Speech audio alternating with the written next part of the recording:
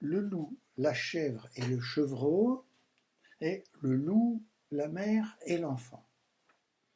La bique allant remplir sa traînante mamelle et paître l'herbe nouvelle, ferma sa porte au loquet, non sans dire à son biquet: Gardez-vous sur votre vie d'ouvrir que l'on ne vous dit pour enseigne et mot du guet, foin du loup et de sa race. Comme elle disait ces mots, le loup de fortune passe, il les recueille à propos et les garde en sa mémoire. La bique, comme on peut croire, n'avait pas vu le glouton.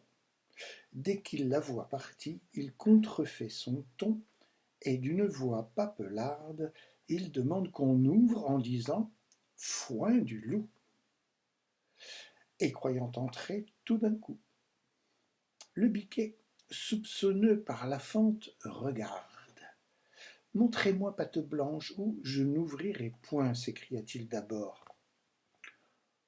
Patte blanche est un point chez les loups, comme on sait, rarement en usage. Celui-ci, fort surpris d'entendre ce langage, comme il était venu, s'en retourna chez soi. Où serait le biquet s'il eût ajouté foi au mot du guet que de fortune notre loup avait entendu. Deux sûretés valent mieux qu'une, et le trop en cela ne fut jamais perdu. Ce loup me remet en mémoire un de ses compagnons qui fut encore mieux pris. Il y périt. Voici l'histoire. Un villageois avait à l'écart son logis. Messer Loup attendait chape-chute à la porte. Il avait vu sortir gibier de toutes sortes, veaux de lait, agneaux et brebis, régiment de dindons, enfin, bonne provende. Le larron commençait pourtant à s'ennuyer. Il entend un enfant crier. La mère aussitôt le gourmande, le menace, s'il ne se tait, de le donner au loup.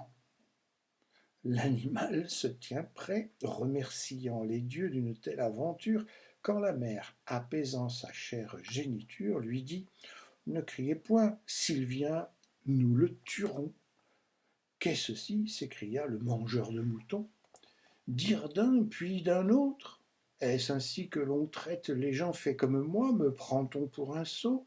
Que quelque jour ce beau marmot vienne au bois cueillir la noisette. » Comme il disait ces mots, on sort de la maison, un chien de cour l'arrête, et Pieux et Fourchefrère l'ajustent de toute manière. « Que veniez-vous chercher en ce lieu ? lui dit-on.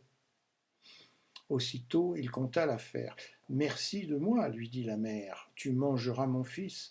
L'ai-je fait à dessein qu'il assouvisse un jour ta faim ?» On assomma la pauvre bête. Un manant lui coupa le pied droit et la tête.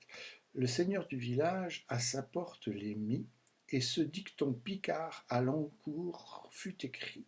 « Bio chir loup, n'écoutez mi mère tanche chêne fieux qui crie. »